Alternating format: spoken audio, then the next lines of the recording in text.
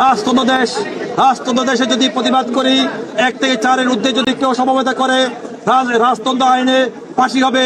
আমরা ফাঁসিকে তোয়াক্কা করে আমরা দেশকে খুনি হাসিনাকে পতন করার জন্য আমরা হাজারো জনতা, হাজারো যুবক, হাজারো ছাত্ররা আমরা ঠিক প্রতিবাদ করেছি।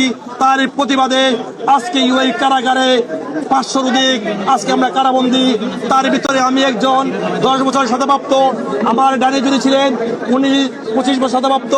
আজকে আমরা টোটাল 114 জন আমরা মুক্তি পেয়েছি প্রফেসর ইউনূস স্যারের সহযোগিতায়, ইউএই গভর্নমেন্টের সাথে সমঝোতার মাধ্যমে আমাদের মুক্তি হয়েছে। আমরা খবর পেয়েছি ইউএই জেলার পুলিশ সুপার আমাদেরকে বলেছে তোমরা আবার জন্ম পেয়েছো, তোমাদের নতুন প্রফেসর ইউনূস সাহেব তোমাদের জন্য দিন রাত দরবার করে আমাদেরকে মুক্তি হয়েছে, না হলে কিন্তু আমরা মুক্তি পেতাম না। আজকে আমি ধন্যবাদ জানাই প্রফেসর ইউনূস সাহেবকে, উনি আমার জীবন